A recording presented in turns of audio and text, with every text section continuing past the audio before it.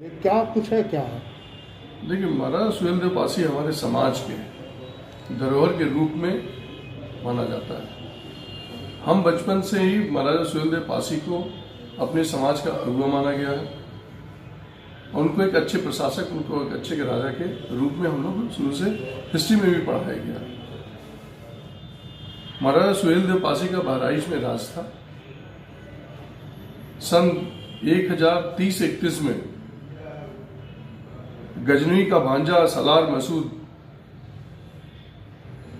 हिंदू धर्म के खिलाफ और अपना राज स्थापना के लिए लड़ाई के लिए आया, जहां पर महाराजा सुहेलदेव पासी के और उनके जाबाज सैनिकों के पराक्रम को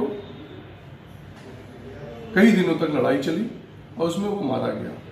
और प्रमाण के तौर पर वहां पर उसका मकबरा भी बनाया, जहां पर लोग जाते भी हैं। इतिहास में के पन्नों पे भी है, सन 71 के सेंसेक्स में भी है कि महाराजा सुहेलदेव पासी हैं। और इतिहास के पन्नों पर भी हमको एनसीईआरटी में भी पढ़ाया गया है, जो प्रमाण करता है कि महाराजा सुहेलदेव पासी हैं।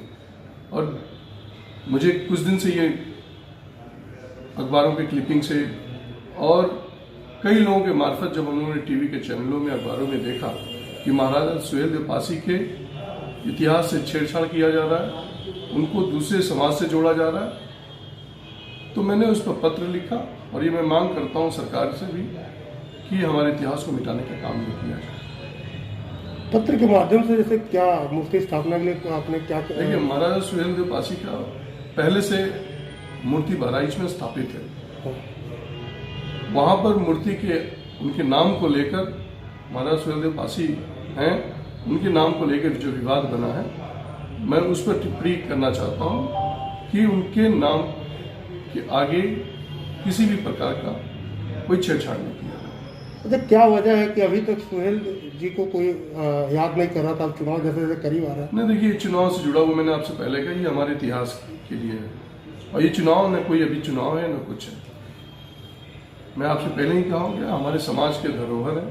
इतिहास में हमको इनके बारे में, इनकी वीर गाथाओं के बारे में, हम उन्हीं की बात है। हम चाहे महाराजा सुहेलदेव पासी के बारे में सातम पासी की बात करें, लखनऊ में लाखन पासी का, बिजनौर में बिजली पासी की बात करें, तो हम हमारे जितने भी राजा थे उनके शासक की बात करें, कहीं भी किसी इतिहास में जाकर उसको छेड़छाड़ नहीं होना चाहिए।